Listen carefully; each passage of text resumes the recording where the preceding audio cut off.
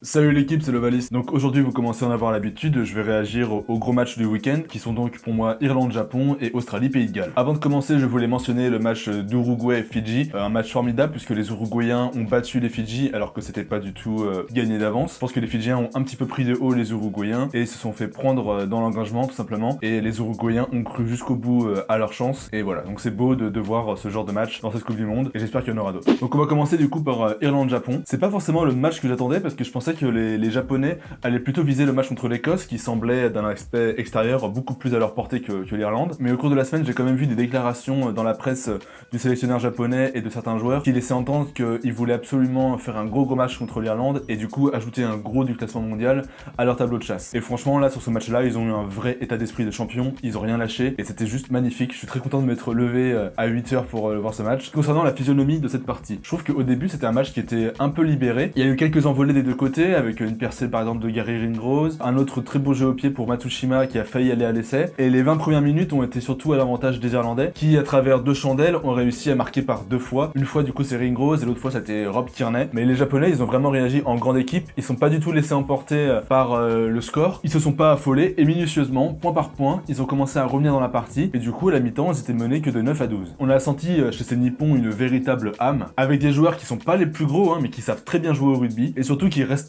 le jeu, qui n'hésitent pas à se faire des passes, à jouer rapidement, à jouer collectif surtout. Pour moi le jeu japonais est l'essence même de ce sport. Ils se sont battus comme des chiens pour gagner le moindre mètre face à des gros Irlandais, j'ai trouvé ça impressionnant. Face à cette ténacité, je trouve que les Irlandais sont un petit peu endormis. J'ai l'impression qu'ils sont un petit peu recroquevillés sur eux-mêmes et qu'ils étaient incapables de trouver des solutions pour se sortir de cette situation. Ils se sont repliés sur un jeu à une passe sans réelle faveur et pas hyper efficace, et surtout ils étaient plus aussi dominateurs en conquête et dans les phases d'affrontement. Et ce qui frappe, c'est qu'ils ont été incapables d'endiguer les assauts japonais successifs, et même en y réfléchissant, je me suis dit que j'ai pas vu de gros plaquages irlandais, de gros plaquages offensifs qui auraient pu manifester une sorte de réveil d'orgueil irlandais face à cela. J'ai trouvé qu'ils étaient vraiment passifs, comme sidérés, un petit peu sonnés. Je pense qu'ils pensaient pas que ça allait leur arriver, je pense que vraiment que dans leur tête, pour eux, c'était l'Écosse qui allait être visée par les Japonais. Mais non, les Japonais, ils visent pas seulement l'Écosse, ils visent l'Irlande parce que leur but c'est d'être en quart de finale, pas pour faire de la figuration. Le quart de finale, leur but c'est de le gagner. Ils sont à domicile, ils sont ultra motivés. Leur but c'est pas juste d'atteindre les quarts de finale et après de se prendre une tôle devant leur public. Eux, ils veulent bien figurer et je pense que voilà, ils ont prouvé sur ce match-là que c'était possible pour eux. Je trouve que l'ouvreur irlandais Carty avait plutôt bien joué sur les 20 premières minutes. Il a su dynamiser, c'est lui qui est à l'origine des coups de pied pour les deux essais. C'est un joueur que je connais pas du tout. Dites-moi si vous savez en commentaire où il joue en Irlande. Et après les 20 premières minutes, quand les Japonais ont vraiment commencé à remettre la main sur le ballon et à être dans l'avancée, il a pas trouvé les solutions. Et même son remplaçant Joe Carberry, qu'on présente comme un futur grand, n'a pas su dynamiser non plus l'équipe. En plus, sur une action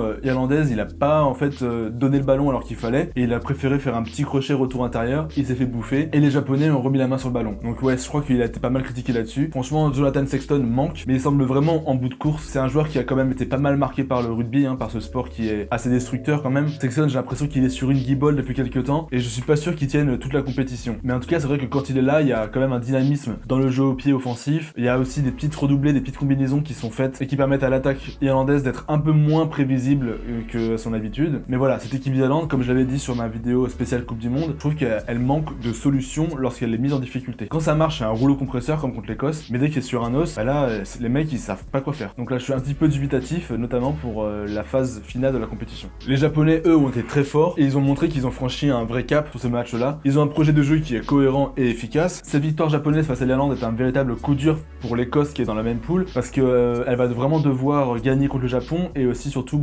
gagner contre les Samoa, si possible avec bonus offensif, sinon elle peut quasiment dire adieu à la qualification. Et même si je suis derrière l'Écosse, je pense que lorsque le Japon va jouer contre eux, c'est le Japon qui va l'emporter. Je les trouve plus sur deux, plus efficaces. Et si les Japonais battent les Samoans et battent l'Écosse, ils prendront la tête de la poule. Et là, ça va pas mal rebattre les cartes en ce qui concerne les quarts de finale. Du coup, si le Japon est premier, ils affronteront sûrement l'Afrique du Sud. Et du coup, si l'Irlande, je pense que ça va être l'Irlande qui va être deuxième, ils affronteront la Nouvelle-Zélande. Donc ça a pas mal rebattu les cartes par rapport à ce qu'on pensait que ça allait être au début. Affaire à suivre donc, cette équipe japonaise, elle est magnifique à voir jouer. Petite inquiétude pour leur numéro 8, Mafi, qui est quand même sorti blessé au côte je crois, et qui est une pièce maîtresse du jeu japonais. Les deux joueurs que j'aimerais retenir chez le Japon en plus du pack, pour moi c'est Tamura le numéro 10 et Lafa Ele le numéro 13, qui sont très agréables à voir jouer et qui pratiquent un très beau rugby. Maintenant on passe à Australie-Pays de Galles. Alors c'est un match que vraiment là j'attendais, j'étais impatient de le voir et je n'ai pas du tout été déçu. C'était un match très important pour prendre le leadership de leur poule et donc normalement éviter l'Angleterre en quart de finale, parce que s'ils sont premiers, ils jouent le deuxième de l'autre poule à nous, donc ça risque sûrement d'être nous ou l'Argentine. Moi je suis d'accord avec les pronostics qui étaient en faveur du Pays de Galles. Le Pays de Galles est une équipe vraiment en place cette année, qui bénéficie d'une plus grande solidarité et d'une plus grande efficacité je trouve. En plus ils sont en pleine confiance. Et l'Australie elle paraissait un peu en dessous, elle avait été bousculée en plus par les Fidjiens la semaine dernière. Donc ouais, je pensais que le Pays de Galles allait l'emporter plus largement que ça, parce que le score finalement n'est que de 25 à 29. La première mi-temps au début elle a confirmé mon intuition. Dan Biggar a été un véritable patron sur ses premières minutes. Il claque un drop à la 37e seconde, puis quelques minutes plus tard il fait une superbe passe au pied pour Adley Parks qui va aller marquer. Biggar franchement il a impressionné sur cette première mi-temps. En plus c'est lui qui stoppe une percée de Kerevi en lui faisant éclater le ballon au contact. Dommage après il est sorti sur protocole commotion, mais voilà, Dan Biggar a montré qu'il était un véritable patron et avec lui à la baguette les Gallois peuvent être sereins. Les Australiens ont quand même assez vite répliqué sur le même genre d'action d'essai. Foley fait une chandelle au pied pour Ajam Ashley Cooper qui lui aussi va aller aplatir. C'est vraiment un match où il y a eu beaucoup d'engagement. Les Australiens ont eu plusieurs occasions d'essai, notamment du coup j'en parlais avec Kerevi. Au moment où on pensait que l'Australie était en train de vraiment trouver son rythme et qui était pas loin de faire craquer les Gallois, à la 37e minute, Gareth Davis intercepte une passe de Will Genia et va aplatir, qui remet les compteurs à 0 pour l'Australie quasiment, qui du coup est mené de 23 à 8 à la pause. À ce moment-là, je pensais que le match allait être plié, je pensais que les Australiens allaient pouvoir revenir un petit peu,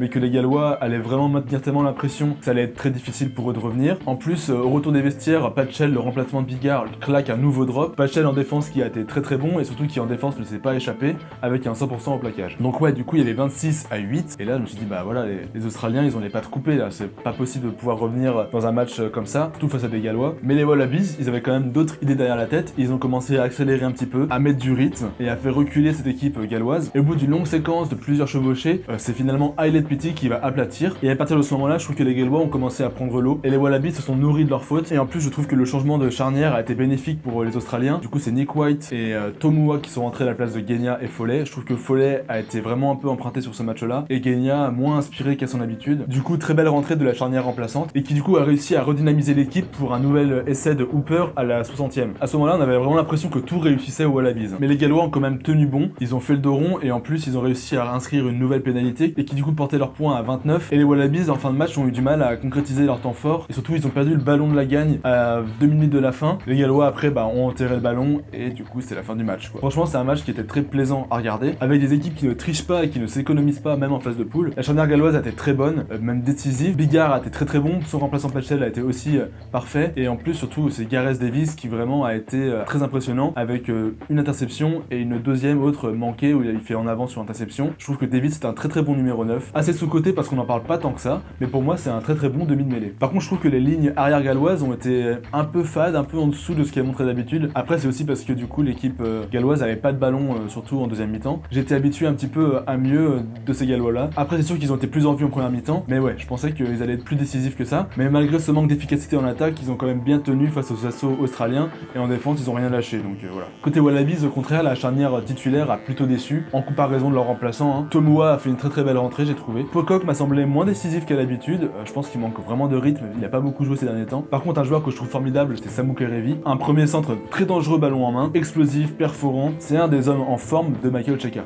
Bref, c'est la fin de ce petit débrief. Le prochain arrivera après le match de l'équipe de France. N'hésitez pas à donner votre avis en commentaire. Si la vidéo vous a plu, je vous invite à mettre un pouce bleu, à la partager et surtout à vous abonner. C'est vraiment ce qui soutient la chaîne. Avant de conclure, je voulais parler d'un groupe Facebook que j'ai rejoint, qui a été créé il y a quelque chose comme 10 jours de ça. Du coup, avec des mèmes sur le rugby. Le groupe est assez jeune pour l'instant, mais franchement, il y a des choses qui sont très drôles. Si vous voulez rejoindre cette communauté, je vous mets le lien en description. Bref, c'est tout pour cette analyse. On se revoit après le match des Bleus. Moi, je vous dis à la prochaine et n'oubliez pas que chez nous, le rugby, c'est une coutume.